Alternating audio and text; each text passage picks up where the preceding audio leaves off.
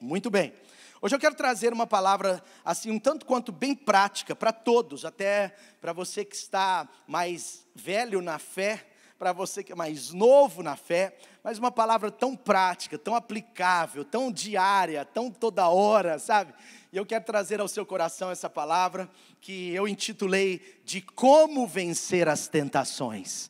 Como vencer as tentações. Quem aí passa por tentações? Quem passa por tentações aí? Olha, tem muitos aqui que já pode ir para o céu.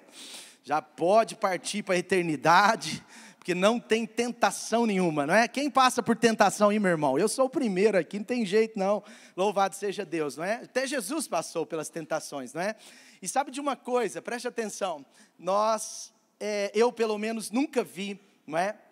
Eu nunca vi nenhum cristão de verdade pensando assim, eu nunca vi, não sei você, né? Mas um cristão de verdade, eu nunca vi um cristão de verdade pensando assim, olha, eu vou contrair todo tipo de dívidas, eu quero dever mesmo, eu quero contrair todo tipo de dívida que possível, e eu vou entrar nessa vida de dívidas, porque eu quero ser uma pessoa opressa, eu quero ter muita opressão, muito problema financeiro, eu quero ser cobrado, eu quero aqueles telefones 0300, 0800, 0900, 304, aquele monte de telefone me ligando, me cobrando. Você já imaginou um cristão assim, sim ou não? Eu nunca imaginei. Eu nunca imaginei um cristão, e eu acho que não existe, um cristão de verdade que fala assim, olha, eu quero imoralidade, eu vou entrar na pornografia, eu vou, assim, me dedicar à pornografia, eu vou fazer tudo que for possível, vou assinar coisas nessa área, e eu quero ser, assim, aquele que vive uma vida de pornografia, eu quero atrapalhar o meu relacionamento, não é, com o sexo oposto, seja homem, mulher e homem, mas eu quero atrapalhar meu relacionamento, eu quero ser uma pessoa noiada nesse sentido. Existe ou não? Sim ou não? Eu não acho um verdadeiro cristão assim, não é? Verdadeiro cristão que fala assim, olha, eu quero falar mal de todo mundo mesmo. Quero que a minha língua cresça, né? Quando eu morrer, vai ter um caixão para mim e outro para minha língua.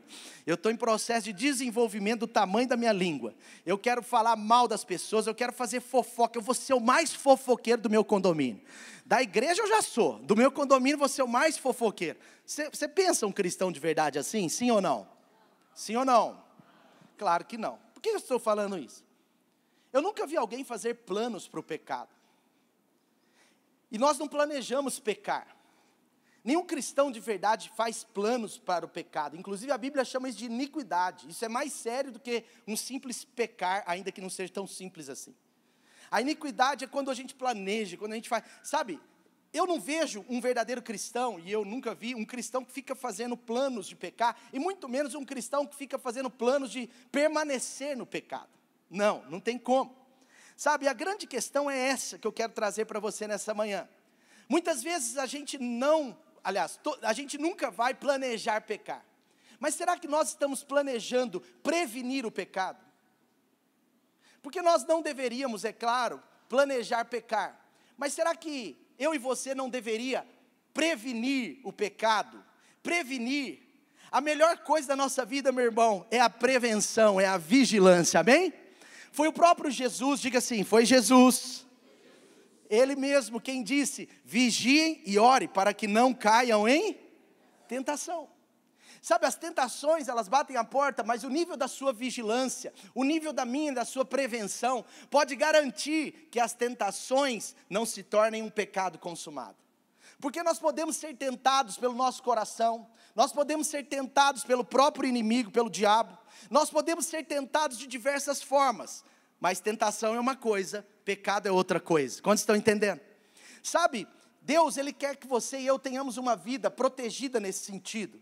Sabe, Deus, Ele quer que eu e você, e esses dias eu tenho pensado muito sobre isso, como Deus quer que eu e você, assim, sejamos divinamente humanos. Quantos entenderam isso? Sabe por quê? Deus não quer tirar a humanidade de nós. Ele não quer. Na oração sacerdotal de Jesus, em João 17, Jesus ele disse, Pai, eu não rogo para que você os tire do mundo. Eu não peço, Pai, que você faça dos meus filhos pessoas desumanas, pessoas que têm só a divindade. Não, o Espírito Santo habita dentro de alguém, como eu e você, que é formado de corpo, alma e espírito, amém? Nós temos esses três dentro de nós, essas três partes. Portanto, nós temos que aprender a ser seres divinamente humanos. Entendeu a ideia? Sabe, eu acho que é o que Deus quer para nós. Mas a verdade, meu irmão, é que Jesus mesmo disse, orem e vigiem para não cair em tentação. E a Bíblia ela fala em 1 Pedro 5,8, e eu ministrei recentemente uma palavra, depois você pode olhar no nosso canal, que chama Lute Corretamente, sobre aquelas 3 tentações de Jesus, e eu iria emendar nessa palavra, e agora volta com essa ideia para a gente falar um pouco sobre isso. Mas em 1 Pedro 5,8 diz assim, sejam sóbrios e vigiem. O diabo, o inimigo de vocês, anda ao redor como um leão, rugindo e procurando a quem possa devorar. Então o diabo, ele está, primeiro, só um parênteses, eu vou falar um passo antes, porque alguns sempre vêm na igreja achando que o diabo não existe. Mas eu quero te dizer, o diabo existe. Segunda coisa, ele não só existe, mas ele está procurando a quem possa devorar. Esse devorar, é claro, você tem que entender que não é uma ideia física, mas talvez da sua alma, do seu futuro, das bênçãos de Deus separadas para a sua vida. Ele está querendo tirar você disso. Então, primeira razão, o diabo é o nosso inimigo, e ele vai tentar contra a nossa vida, e vai tentar nos tentar. Segunda coisa, que eu quero te dizer, que é uma outra razão, porque nós precisamos prevenir e vigiar, porque é da natureza humana, não é só o diabo que faz esse trabalho, é da minha natureza, é da sua natureza, que nós possamos, de alguma forma, ter tentações, e às vezes podemos cair nelas. E o problema é que essa natureza humana, ela muitas vezes se engana, e ela pensa que ela mesma pode vencer o pecado. Você já viu que algumas vezes na sua vida, você caiu em algum pecado, porque você achou que você era forte o suficiente para vencê-lo, sim ou não? Quantos estão entendendo? Sabe, isso é da natureza humana. Você não é um extraterrestre, nem alguém extraordinário, você é alguém normal se isso já aconteceu na sua vida. Porque muitas vezes nós acabamos com esse coração do tipo, eu mesmo venço, eu não caio de jeito nenhum, eu já sei como não cair, eu já sei como não cair nesse tipo de tentação. Então, não é somente o diabo que pode nos atrapalhar, meu irmão, mas a gente mesmo também pode nos atrapalhar. Portanto, nós temos que ter cuidado. 1 Coríntios 10, no versículo 12, diz assim, aquele que julga estar de pé, aquele que julga estar firme, aquele que julga que não vai cair, cuide-se para que não caia. Então, se a Bíblia está dizendo isso, é porque tem crente, tem cristãos que julgam-se incaíveis, que julgam-se de pé em qualquer tipo de tentação, e isso é um grande perigo, né? Eu conheço pessoas de Deus, homens e mulheres de Deus, mas que por pensarem assim, em determinado momento da sua vida, foram assim, de alguma forma, atacados com algum tipo de tentação, e caíram e fizeram um grande estrago. Mas vamos lá, eu já quero ir direto à palavra então. Quais são os grandes segredos? Eu quero falar para você alguns grandes segredos, biblicamente, para vencermos as tentações, amém? Como vencer as tentações? Quantos aqui nessa manhã, de verdade, querem vencer as tentações? Amém? Amém, eu quero também. Então essa palavra é para mim também, é para todos nós. Mas a primeira coisa, nós vencemos as tentações através do está escrito. Está escrito. Vira para a pessoa perto de você e fala assim, está escrito. Esse é o primeiro e talvez o maior segredo para vencermos as tentações. E eu preguei praticamente uma mensagem inteira sobre isso. Lute corretamente, mas está escrito. É a forma como Cristo Jesus venceu ali as 3 tentações do diabo. Ele estava no deserto e ele vence as 3 tentações do diabo. Então quando Jesus foi tentado ali, meu irmão, por que ele venceu? Ele venceu com a palavra. Toda vez que Jesus foi tentado, meu irmão, ele venceu com a palavra de Deus. Se tem uma coisa que vai proteger a minha e a sua vida das tentações, de cairmos nas tentações, é termos a palavra de Deus afiada no nosso lábio e no nosso coração. A primeira forma de vigilância, então, é estar firme na palavra de Deus. E por que Jesus sempre vencia a tentação com a palavra? Por que Jesus, é claro, você pode pensar, é porque a palavra tem poder, é verdade, a palavra tem poder. Mas por que Jesus vencia a tentação com a palavra? Por quê, meu irmão? Porque ele conhecia a palavra. Ah, pastor, mas é lógico, pastor Jesus era Deus, né? Meu irmão, preste atenção, A Bíblia diz que ele se esvaziou. Ele se esvaziou. Ele se esvaziou do Deus, entende? E habitou entre nós. Jesus, ele era 100% homem. Ele está aqui na terra como um Deus homem. E ele buscou aprender as Escrituras. Jesus, como homem, não nasceu sabendo a palavra. Quantos estão entendendo? Pastor, peraí, não estou entendendo. Então eu vou te mostrar. Em Lucas, no capítulo 2, versículo 46, Lucas capítulo 2, versículo 46, veja o que acontece. Os pais de Jesus, né, humanos, aqui o pai adotivo José e a sua mãe Maria, perde Jesus. E parece que eles ficam 3 dias perdidos. Aliás, Jesus estava perdido ou eles estavam perdidos? Não sei, eu acho que eles estavam perdidos. Mas eles perdem o menino Jesus com 12 anos de idade. E olha que incrível, ele não estava no Parque Guanabara, ele não estava dando uma volta na Pampulha, ele não estava no Mangabeiras, ele não estava na Praça da Liberdade, ele não estava no fliperama do shopping, ele não estava na casa de um amigo jogando PlayStation, ele não estava em nada disso. Não que isso seja errado. Mas Jesus, com 12 anos de idade, olha que incrível, depois de 3 dias o encontraram no templo. Encontraram aonde? No templo, preste atenção aqui, sentado entre os mestres. O que Jesus estava fazendo? Ensinando. Ele estava sentado entre os mestres, dando lição de moral, ensinando cada um daqueles mestres rabinos, sim ou não? Não, olha o que diz aí, Jesus estava o quê? Aprendendo. Jesus estava ouvindo e fazendo-lhes perguntas. Meu irmão, Jesus se dedicava a aprender das Escrituras. O próprio Jesus, ele se dedicou a aprender das Escrituras, a ouvir da palavra, a crescer na palavra, a meditar na palavra. Então a pergunta que eu te faço para você pensar é se o próprio Jesus Cristo tinha que estar cheio da palavra.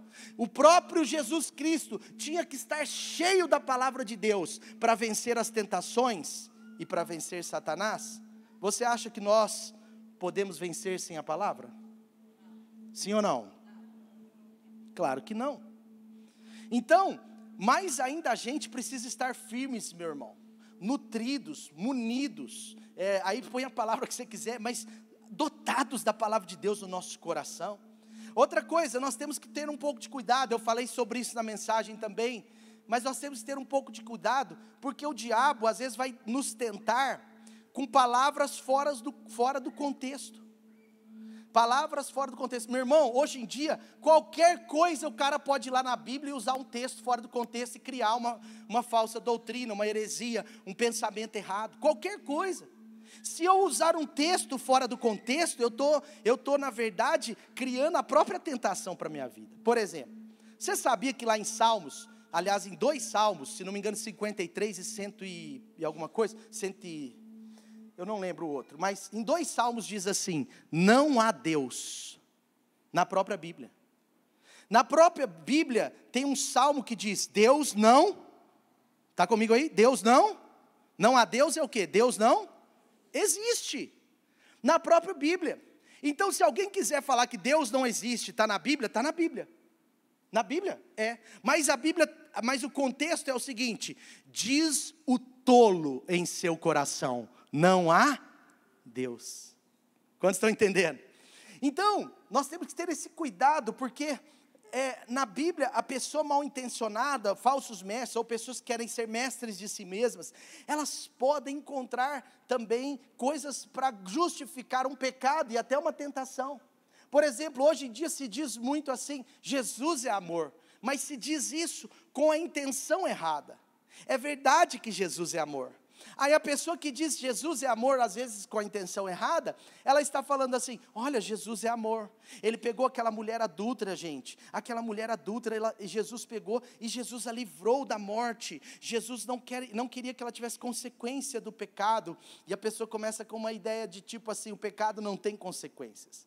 E aí a pessoa fala, olha como Jesus fez, é a graça agora é assim, ela elimina as consequências do pecado, e aí pega um texto fora do contexto, e termina aí, usando aquele texto que Jesus livrou aquela mulher adúltera da morte.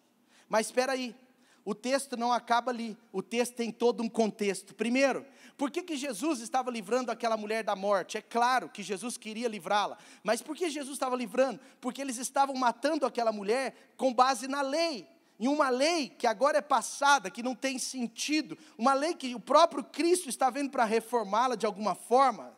E agora, você percebe como que Cristo está, na verdade, primeiro, dando um ensino aos religiosos, mas segundo, Jesus está salvando aquela mulher, é verdade, porque Ele é amor, Ele é isso mesmo, Ele é graça, mas Ele diz, veja, onde estão os seus condenantes, os seus julgadores? Não estão aqui mais. Aí Jesus olha nos olhos dela, e Jesus fala, porém vá e não peques mais.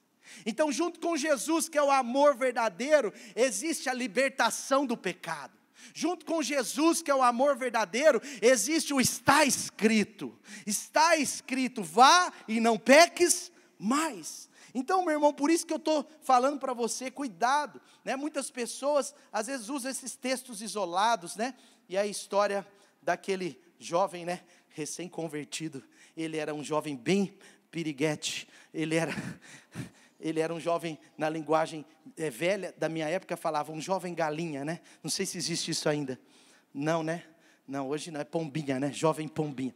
Mas na época era um jovem galinha. Aí aquele jovem era o pegador, né? Ele ficava com muitas meninas. E agora ele converte, aceita Jesus. Ele está mudando a vida, Deus está mudando a vida dele. E ele começa a ler a Bíblia assim, meio sem revelação. E aí ele lê naquele dia de manhãzinha, dia do culto de celebração. Ele lê assim, e Salomão teve 1000 mulheres. E ele dá um aleluia de manhã. É como aquele outro jovem, não sei se você conhece a história, aquele outro jovem que chegou para o seu pastor e falou assim, pastor, eu estou lendo a Bíblia, eu me converti há 2 meses, eu estou lendo a Bíblia toda, pastor, amém, que legal. Ele falou assim, inclusive já estou em Apocalipse, amém, que legal. E pastor, hoje de manhã eu descobri que não terão mulheres no céu. Aí o pastor, mentira filho, isso daí já não é verdade, o céu vai ter muitas mulheres. Aí ele falou, não, Deus não vai ter mulheres não, porque lá em Apocalipse diz, tem um texto lá que diz que lá na eternidade haverão 30 minutos de silêncio absoluto.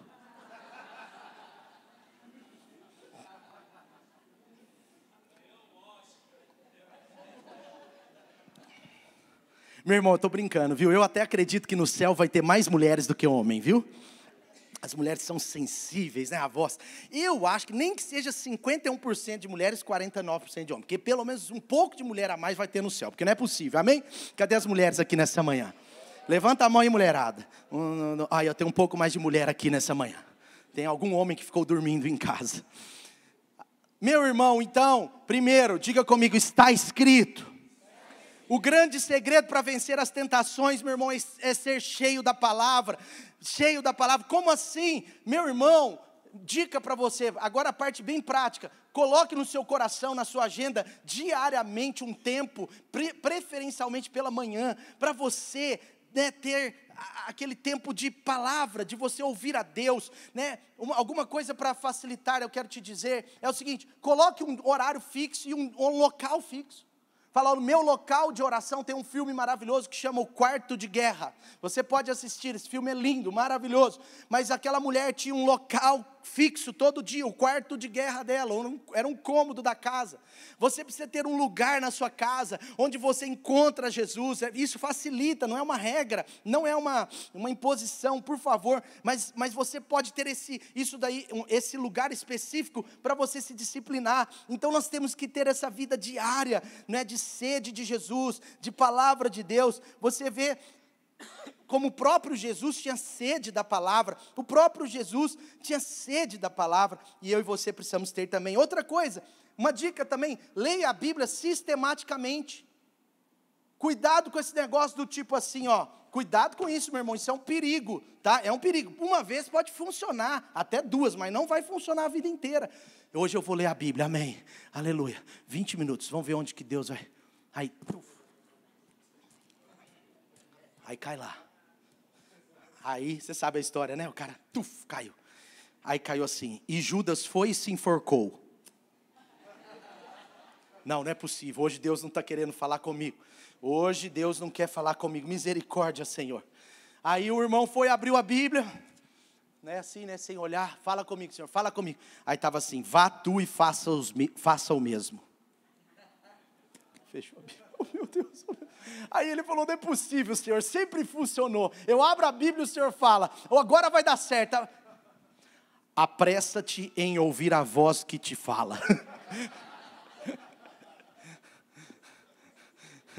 Então, meu irmão, preste atenção. Se você quiser ter uma vida, né, protegida, se você quiser ter uma vida assim que previne em relação às tentações, uma vida de vigilância, você precisa ter o seu tempo a sós com Deus todo dia, diariamente. Separe um tempo, preferencialmente de manhã, né? Tenta colocar o quanto antes, porque se for à noite, você tiver algum problema, você não vai conseguir meditar. Mas se de manhã você tiver um eventual problema, você lê na hora do almoço, você lê à tarde, mas pegue as escrituras e medite nelas. Mas eu uso a escritura digital, usa digital, mas leia a palavra de Deus, medite nas escrituras. Isso é muito importante, ter uma dieta profunda com a palavra de Deus, amém?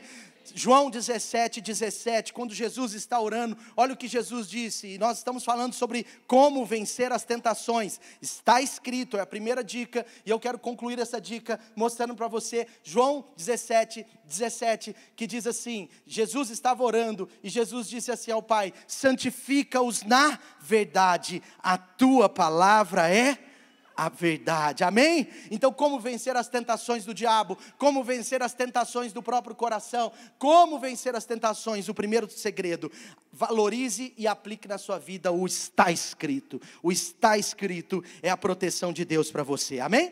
Segundo segredo para vencer as tentações, estabeleça linhas de segurança. Estabeleça linhas de segurança, preste atenção, vou te explicar isso daqui, é uma dica de mestre, hein? Aprendi com o mestre Clemente Rosa. Dicas de uma linha de segurança. Presta atenção. Muitos acham que a linha de segurança é a linha entre o pecado e o não pecado. Então, tipo assim, você está aqui, se passar dessa linha é pecado, pela palavra de Deus, o Espírito Santo vai falar com você, você vai perceber, tem uma linha. Daqui para cá pecado, daqui para cá não é pecado, aqui é tentação, aqui já é pecado. Aí muitos, às vezes, acham que tem que estabelecer a linha aqui.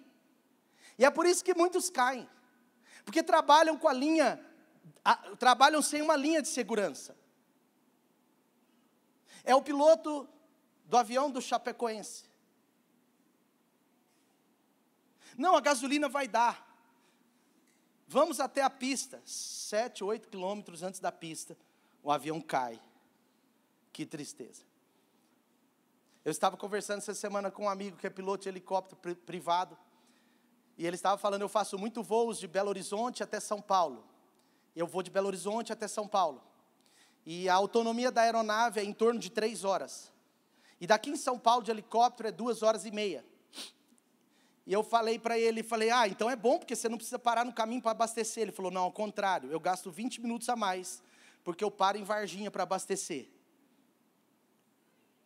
Ele falou isso comigo. E eu falei, cara, mas se a autonomia da aeronave é em torno de 3 horas, por que você não vai até São Paulo? Ele falou assim, eu posso pegar um pouco de vento contrário, eu posso pegar, o helicóptero pode estar no peso limite, eu posso ter que esperar para pousar em algum lugar, eu posso pegar um tempo nebuloso, esquisito em São Paulo e ter que dar uma volta, muitas coisas podem acontecer. Então, na aviação, nós trabalhamos com uma linha de segurança, então eu trabalho com pelo menos 20% de linha de segurança, e eu não uso a autonomia inteira da aeronave, porque não é igual o carro que engasga na avenida e para no cantinho, né? O avião cai. Você gostaria de viajar com um piloto que diz para você, olha, nós vamos daqui em São Paulo com a gasolina exata para se chegar ao aeroporto de Congonhas? Quanto gostaria? Teria coragem? Ele vai falar, olha, nós vamos daqui em Medellín, mas com a gasolina exata para pousar lá.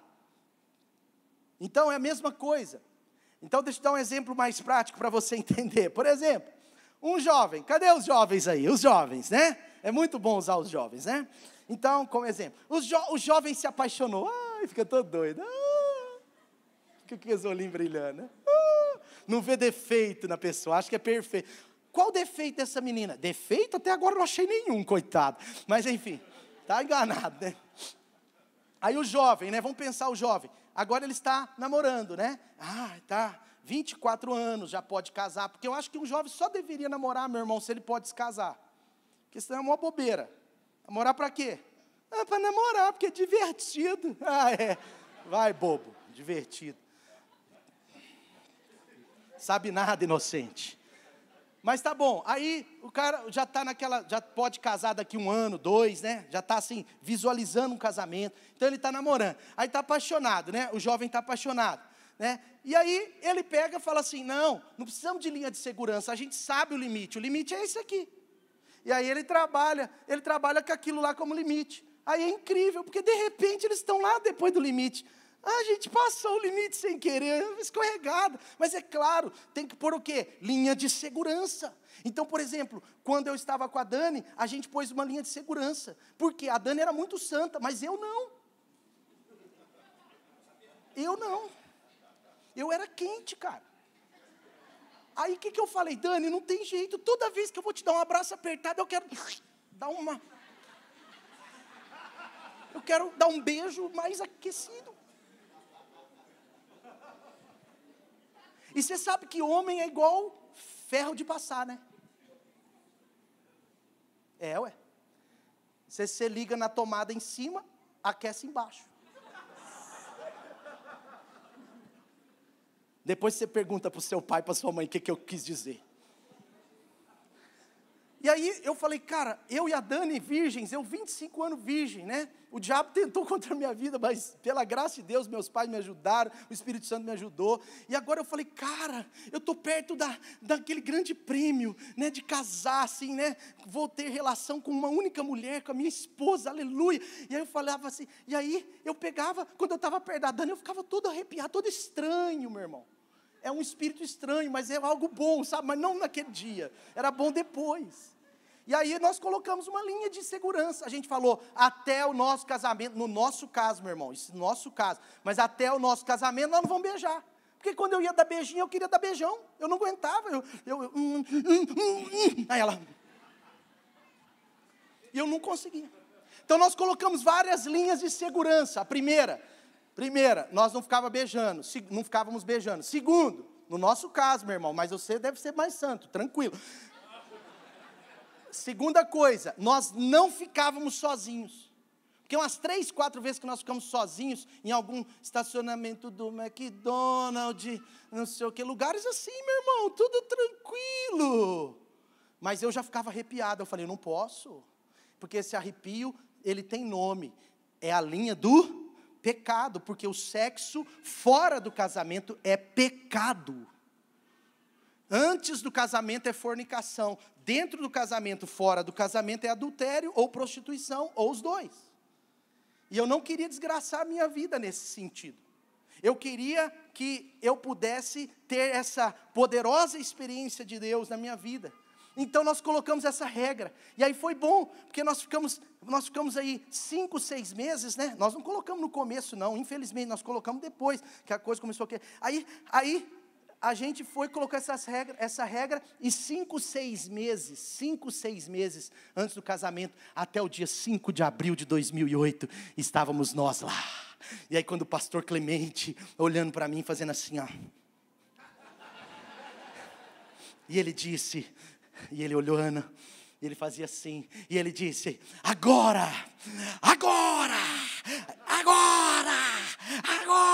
isso é como eu entendi, tá, gente?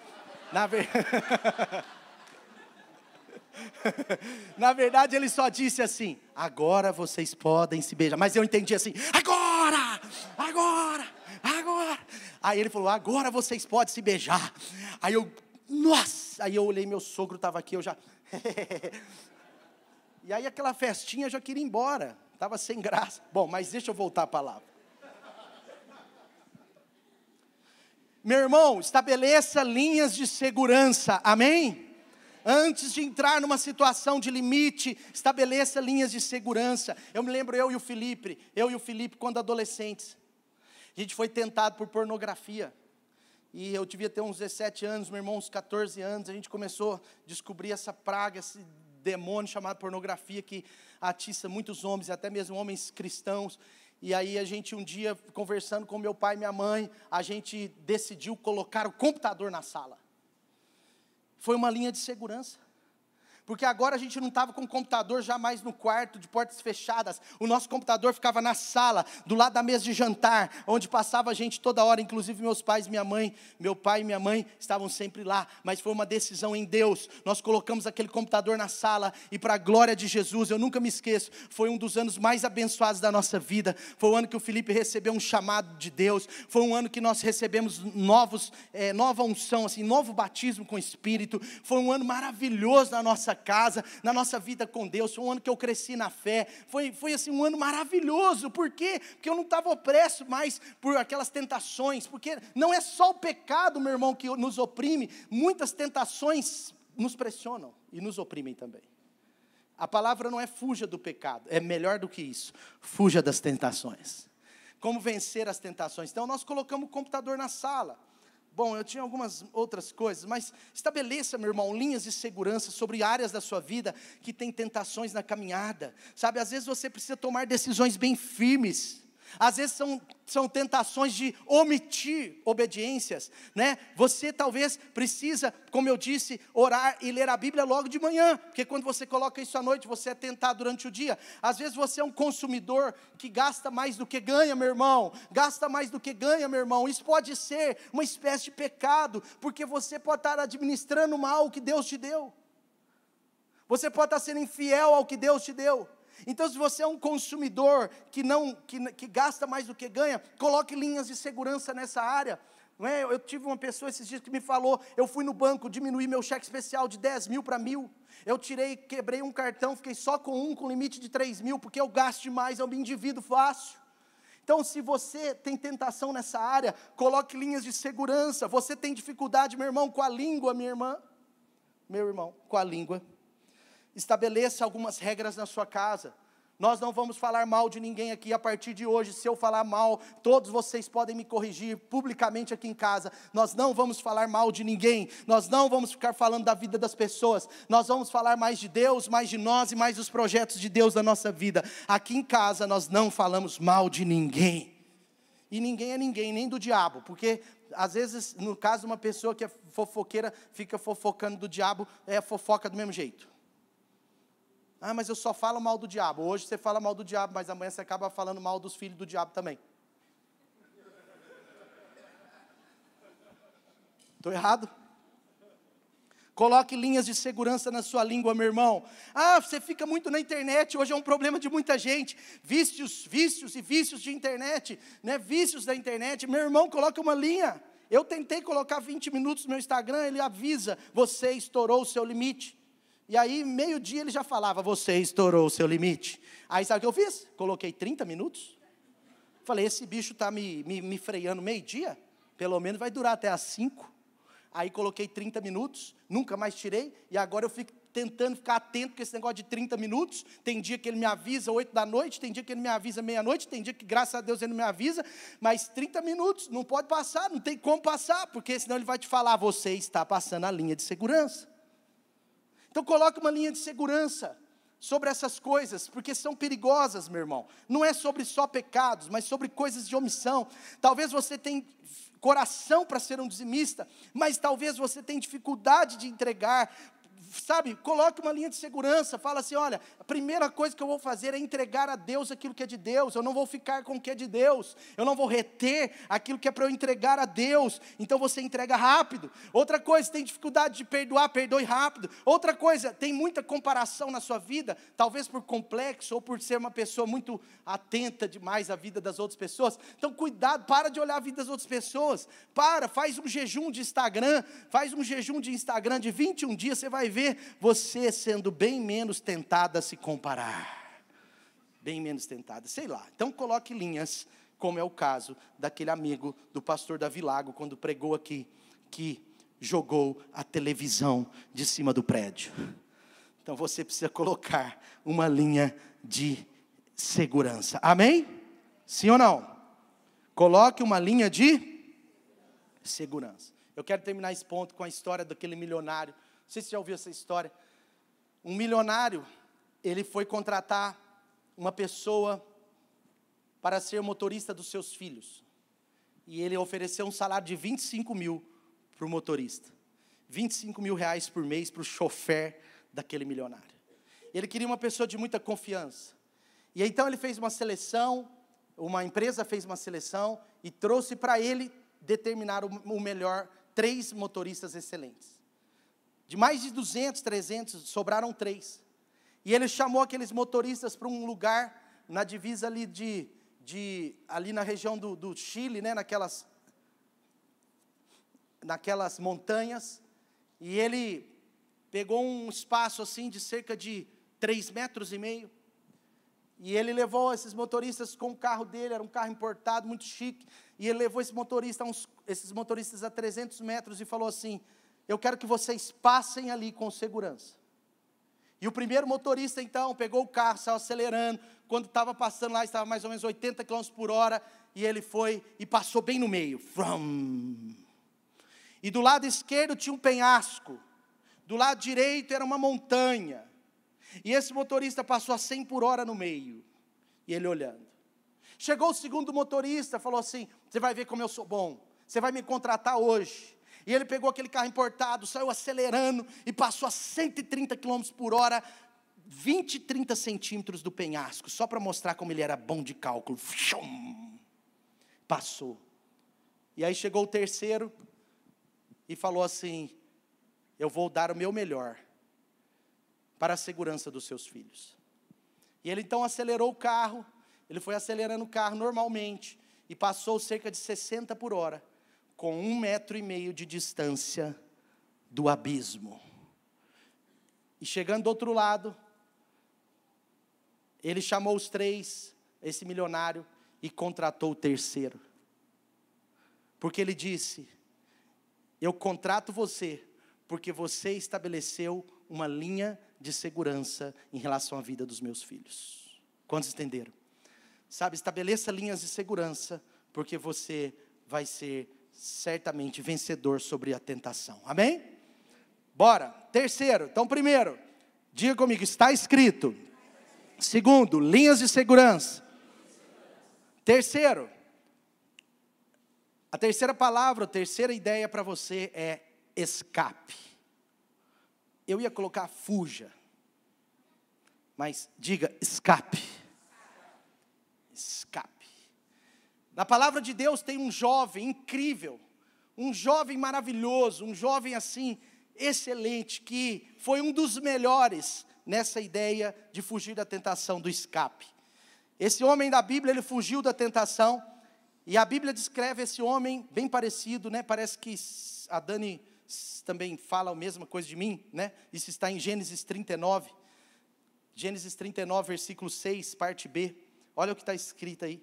Gênesis, é mais ou menos como a Dani fala de mim. Olha o que diz: José era atraente e de boa aparência. Em algumas versões fala, ele era muito bonito e tinha uma ótima aparência. Bom, obrigado, gente. Mas, olha só. Obrigado, só riu, né?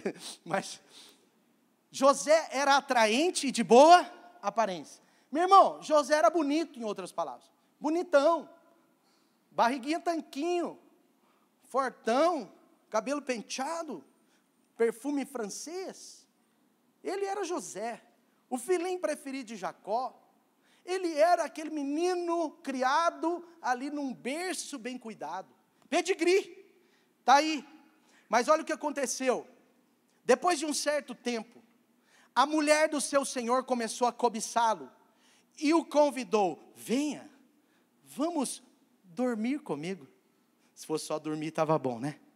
Venha deitar comigo. Meu irmão, ele foi como escravo para o Egito. E agora ele arruma um empregão. Ele era servo, mas ele estava num nível de servo muito alto. Ele se torna o mordomo da casa daquele, vamos dizer, general, assim, para ficar mais fácil. Ele se torna o mordomo da casa de Potifar. Mas Potifar vira para ele e fala: cara, você pode cuidar de tudo. Você pode abrir a minha geladeira e pegar da net. Você pode abrir o armário e pegar Nutella. Faz o que você quiser. Diz um amigo meu que ele tem uma faxineira que come as Nutellas dele. E ele teve uma conversa dura com ela, falou: você pode comer tudo aqui na casa, menos a minha Nutella. Tudo, come o que você quiser, mas a minha Nutella, por favor, não coma. Mas sabe, ele podia comer a Nutella, ele podia fazer tudo, mas tinha uma coisa que ele não podia fazer: tocar na esposa do homem. O homem falou: faz o que você quiser, mas não mexe com a minha mulher. Ela você não pode, você come o que você quiser, ela você não pode tocar. Então, ele está aqui, nessa circunstância, só que essa mulher, meu irmão, ela era meio safadinha, meio piriguete, e ela viu, aquele homem viajava muito, e ela viu uma oportunidade: ninguém vai ver, esse jovem bonitão, cheirosão, vem, deita comigo. Ela ia lá, se esfregava nele, ia lá, soltava uma palavra de morte, né? Aquelas palavras de morte, né? Você tem que tomar cuidado, meu irmão. Tem lugar que tem mulher que tem palavra de morte. Palavra de morte, ela vem travestida de coisa boa, viu? Cuidado. Mas essa mulher, ela ia para cima dele. A Bíblia que está dizendo, não sou eu só estou, assim, dando uma vida na história para você. Mas olha o que acontece no versículo 8. Mas ele o quê? Versículo 8 diz: ele se recusou. Ele se recusou, ele recusava, e ele disse: meu senhor não se preocupa com coisa alguma da sua casa, eu posso pegar até a Nutella, mas a senhora não posso. Tudo que tem deixou os meus cuidados. Eu posso usar a BMW, eu posso viajar no seu helicóptero, eu posso fazer tudo, mas a senhora eu não posso. Ninguém desta casa está acima de mim, eu sou uma autoridade aqui, ele não me negou nada, a não ser a senhora, porque é a mulher dele. Como poderia eu, aqui é a parte mais bonita é essa parte, como poderia eu cometer algo tão perverso e pecar contra Deus? Nada melhor do que um marido temente a Deus, meu irmão, nada melhor. O que faz o marido ser fiel à esposa não é só o seu caráter, mas é o seu caráter e o seu compromisso com Deus. Só o caráter pode não ser suficiente com uma Potiféia tentando pegá-lo. Só o caráter talvez não seria suficiente para José resistir àquela tentação. José precisava de algo mais, e ele tinha, que era o próprio Deus na sua vida. Era o temor de Deus, amém? Por isso batalhe, mulher, para o seu marido ter temor de Deus. Por isso, homem, batalhe e fique de olho para a sua mulher não perder o temor a Deus. Porque o temor a Deus é que vai ajudar a ter um escape das tentações, amém? Cuidado, tem muita mulher aí que fala: meu marido tem bom caráter, não é suficiente. A Potiféia era muito safada. Versículo 10. Assim, embora ela insistisse com José de vez em quando, está escrito isso aí? Meu irmão, dia após dia, pensa num homem resistente, pensa num homem que sabia fugir, pensa num homem que sabia escapar da tentação. A Bíblia diz que todos os dias, dia após dia, ele se recusava a deitar-se com ela e evitava ficar perto dela. Meu irmão, ele não só recusava deitar dela, ele começou a fugir dela. Ele foge, ele fala: eu não posso ficar na presença dessa mulher, porque essa mulher aí está atacada, ela vai me atacar, ela vai me estuprar. Ele estava desesperado. Mas agora só uma coisa, eu quero que você entenda o ponto aqui. Se você não quiser cair em tentações, aprenda a escapar das tentações. Como? Sabe o que eu preocupo? Quando eu olho esse texto, parece ser tão simples. Mas imagina o contexto que José vivia. Você como um cristão, talvez José ali ele estava passando o pior momento da sua vida. Por mais que pareça que é legal, mas ele está no Egito como um escravo. Ele está como servo. Ele tinha sido lançado numa cova, tinha sido sequestrado por mercadores, foi vendido no Egito, foi escravo, e agora ele era um escravo muito bom. Ele se torna um escravo de elite, mas ele continuava escravo. José, o que eu quero dizer para você? José poderia dizer: minha vida já está essa desgraça mesmo, não tem ninguém da minha família aqui, ninguém vai ver o que eu vou fazer, nem Potifar que está viajando, muito menos meu pai Jacó, meus irmãos invejosos, ninguém vai ver, vamos embora com essa mulher. Poderia ou não, racionalmente falando, sim ou não? Gente, ele poderia ter pensado assim: mas as coisas não estão muito bem mesmo, um pecado a mais, um pecado a menos. Ele poderia ter pensado, mas muito cuidado com isso, meu irmão. Por que eu estou te falando? São nos momentos difíceis que às vezes nosso coração vai tender a não se posicionar com o pecado. Eu já ouvi muitas pessoas, eu pergunto, por que, meu irmão, que você caiu nessa desgraça? Aí a pessoa responde assim comigo, porque a minha vida já estava uma desgraça. Uma desgraça a mais, uma a menos.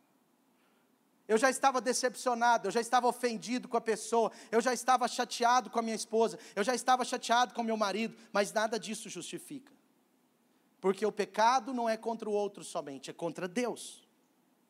E ele poderia estar ofendido com Deus, meu irmão. Ele poderia estar assim, Deus, mas eu sou filho de Jacó, eu sou bisneto de Abraão, eu sou neto de Isaac, Deus, não é possível eu estar numa situação dessa no Egito, pai. Está errado. Então, já que o Senhor me abandonou, eu vou cair nessa tentação. Mas ele não fez isso. Grave essa frase. Grave, escreva, guarde.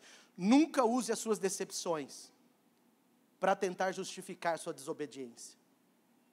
Nunca use as suas decepções para tentar justificar a desobediência. Ah, minha esposa já não está me suprindo mais, pastor. Ela tem dor de cabeça há 4 meses. Então eu fui e fiz coisa errada mesmo. Ah, lá em casa está um problemão, está uma brigaiada. Minha esposa sabe, por isso que eu estou dando moral para essa potiféia. Ah, minha esposa, eu chego em casa todo dia, ela está com aquela camisa de vereador e com os bobs no cabelo. Os bobs, só os antigos vão saber o que eu estou falando. Ela está com aqueles bobs no cabelo, todo dia que eu chego em casa, a camisa do vereador e a bermuda que era herança da avó dela. Então está muito difícil, pastor. Meu irmão, preste atenção, nenhuma decepção justifica a nossa desobediência. Não justifica. Acerte o ponto da decepção, acerte a sua vida com a sua esposa, com seus filhos, mas não justifica assim, porque isso se chama orgulho de alguma forma. Ah, eu já ouvi isso aqui muitas vezes. Ah, eu já estou devendo muito dinheiro mesmo, dever um pouco mais, que tem? Eu vou fazer o que eu quiser com o resto de dinheiro mesmo. Eu já estou devendo todo mundo. Pastor, estou devendo 3 bancos, estou devendo minha sogra, estou devendo até uns irmãos da igreja. Mas pode ficar tranquilo, porque um dia, quando eu pagar, Deus vai fazer um milagre, porque não tem jeito mais. Então eu vou gastar mesmo. Quantos estão entendendo? Porque às vezes nós usamos o momento, a decepção que estamos, para uma desobediência, mas José não fez isso, meu irmão. O que é o escape? O escape é uma decisão firme, de resistir. A Bíblia nunca disse, meu irmão, preste atenção, a Bíblia nunca, de fugir, fugir. A Bíblia nunca disse para a gente resistir ao pecado. Resista ao pecado e ele fugirá de vós.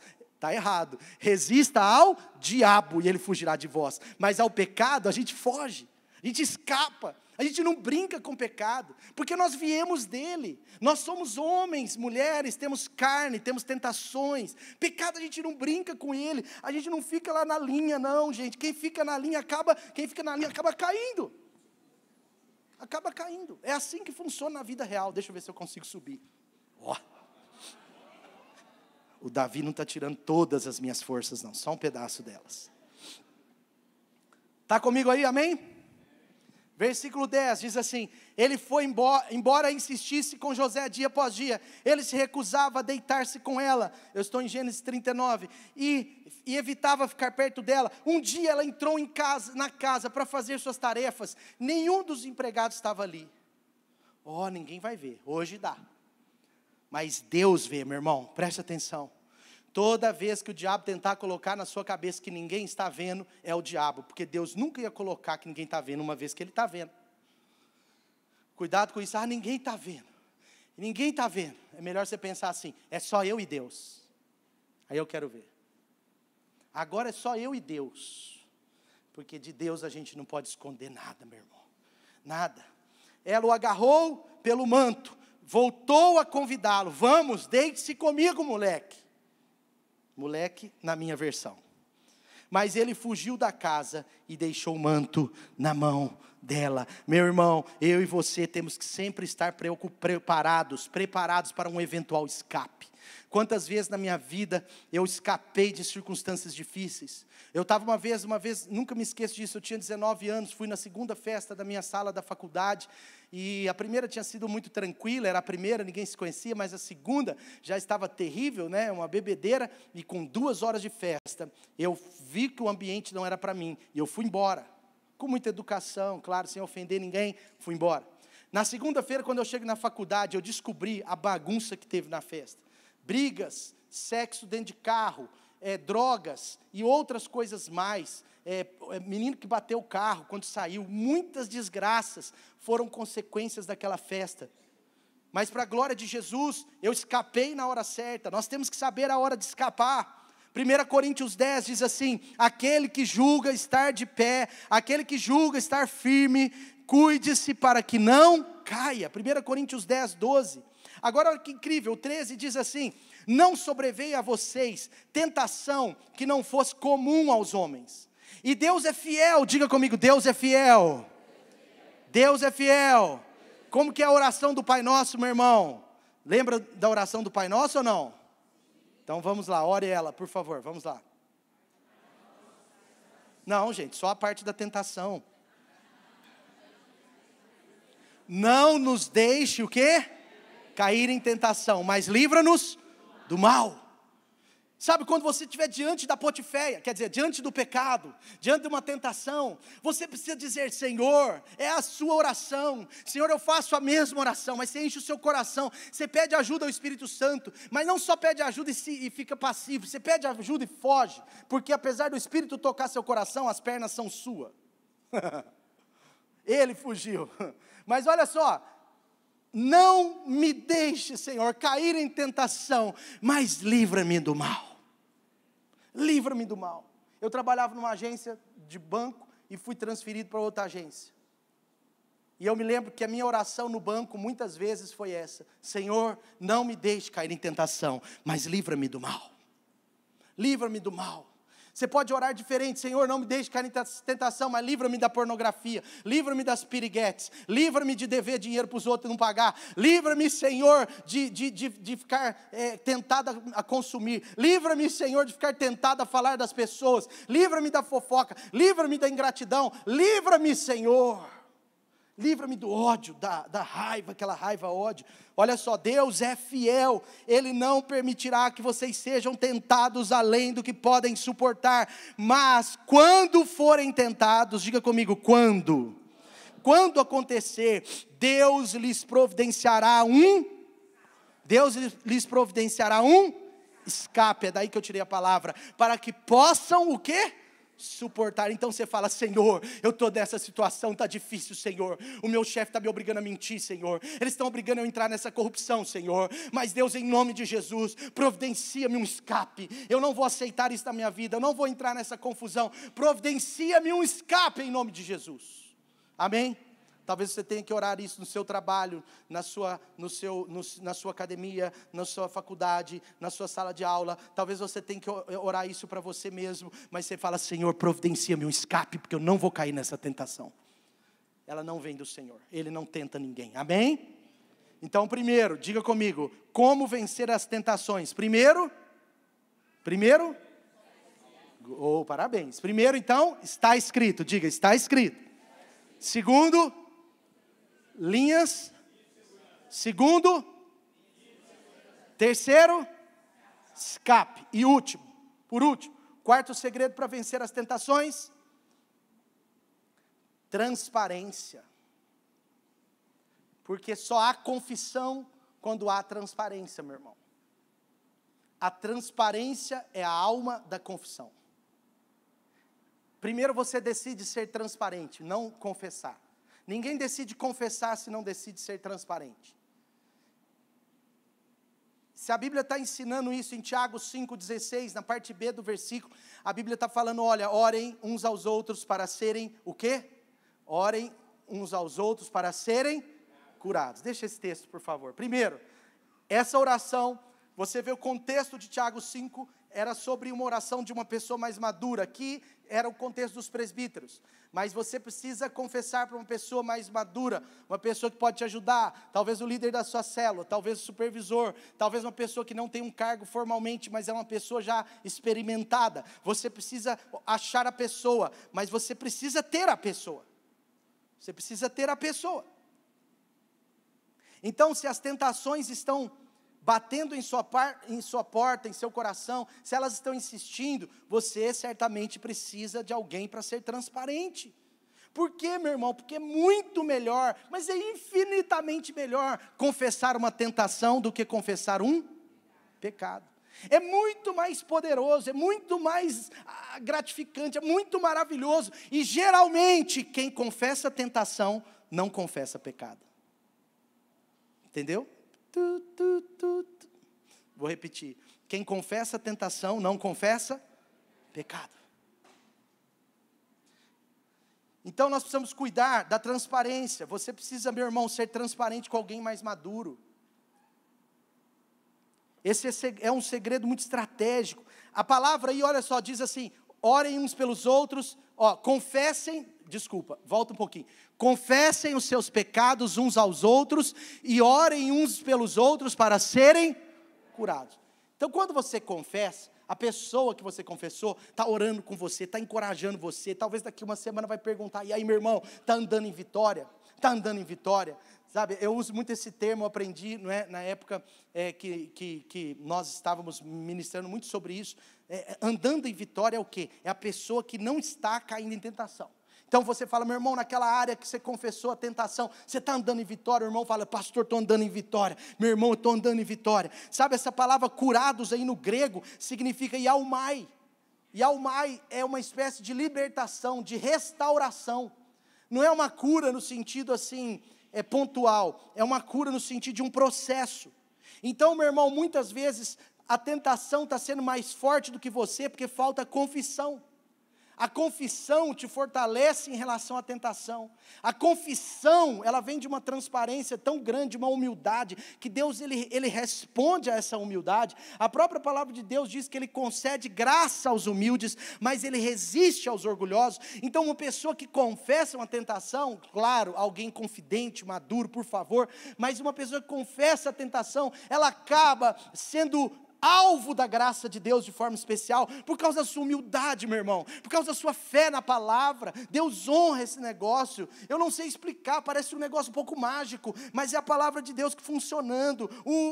Iaumai significa restaurado, liberto. Então você vai confessando, a pessoa vai orando pela sua vida, então junta a sua humildade, a sua fé, e também com a oração da pessoa, o amor da pessoa, e essa pessoa não vai te julgar, não pode te julgar, ela pelo contrário, ela vai te proteger de certa forma, vai te amar, te ajudar, e a transparência, meu irmão, é fundamental para se vencer a tentação, amém?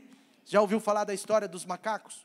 A história dos macacos é o seguinte: os cientistas de uma universidade, eles fizeram um teste.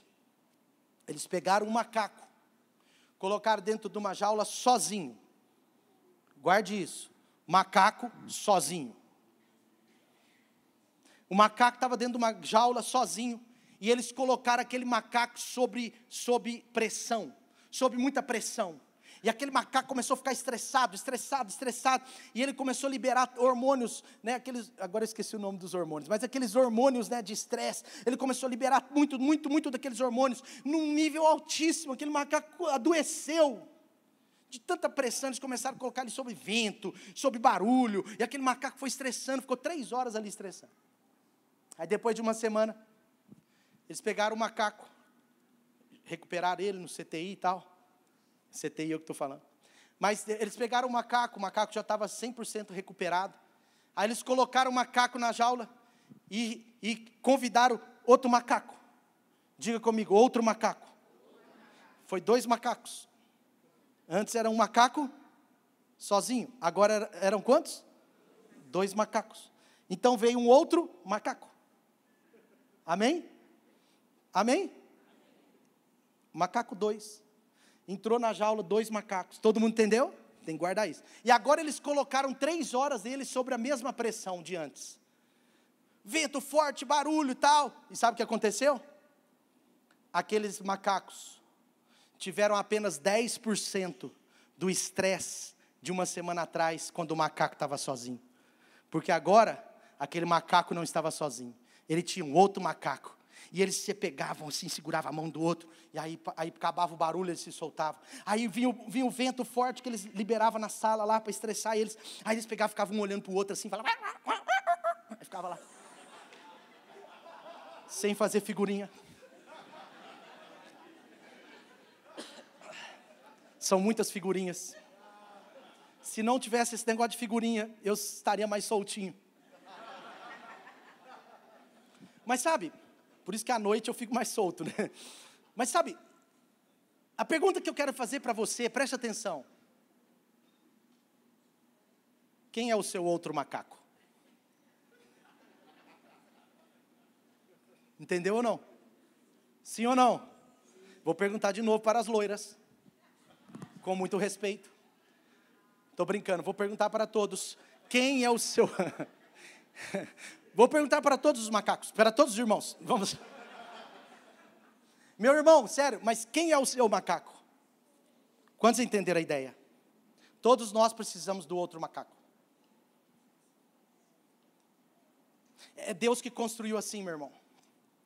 Sozinho nós vamos estressar, sozinho nós vamos cair em tentação. Mas se nós tivermos outro irmão conosco, ele pode nos proteger através da nossa transparência, da nossa confissão. Por isso eu termino essa palavra dizendo para você, preste atenção, seja transparente e vença toda e qualquer tentação da sua vida. A transparência é o quarto e último segredo para você vencer a tentação, amém? Sim ou não? Amém? Está aí ou não?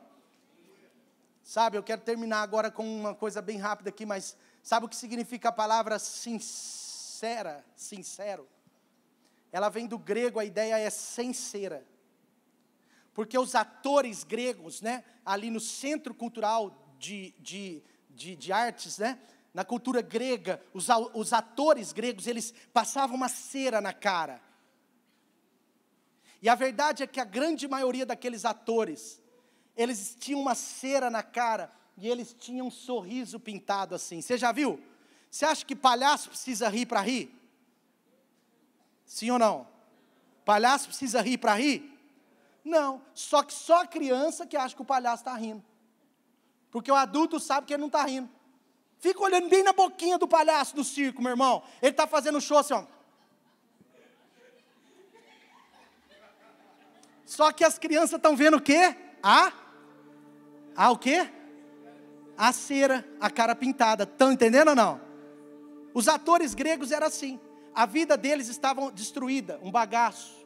Eles eram envolvidos em muita imoralidade. Eles tinham famílias desestruturadas. Eles tinham problemas financeiros. Só que eles passavam a cera na cara.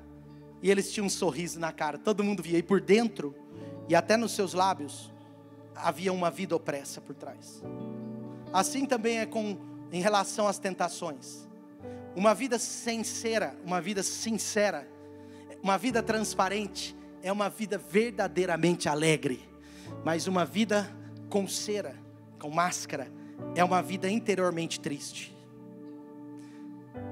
Vamos vencer as tentações. Deus te chamou para ser santo, para ser abençoado.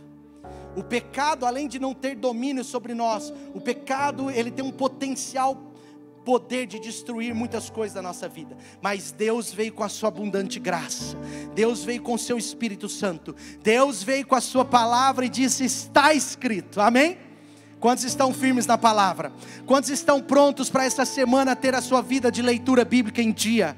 Sabe, santificai-vos, essa é a oração de Jesus, João 17:17. Santificai-vos, era a oração de Jesus por nós, pelos discípulos dele. Gente, Jesus orou por nós Pai, santifica o meu povo, santifica os meus filhos, santifica-os pela tua palavra. Sabe, se você quiser vencer as tentações, dedique a sua vida à palavra, dedique 20 minutos, depois meia hora, mas todos os dias você precisa ter um tempo com a palavra. Vai lendo a palavra sem assim, abrir, né? Já ensinei. Vai lendo a palavra sistematicamente. Começa no capítulo 1 de Mateus ou 1 de João, nos evangelhos. Prioriza o Novo Testamento. Talvez se você não tem essa cultura ainda, prioriza o Novo Testamento por enquanto. Vai lendo, vai meditando, e Deus vai te fazendo cada dia mais santo, mais poderoso, mais firme em relação às tentações, amém? E mais, eu quero te dizer, coloque linhas de segurança. E mais, eu quero te dizer, Deus te fortalece, Deus te dá firmeza. O temor a Deus te dá firmeza para você escapar. Não brinque com o pecado, escape, fuja. Pecado você não brinca, não fica na linha. Eu vou só dar uma entradinha aqui nesse site, não. Eu vou só falar mal dessa pessoa porque ela merece, não.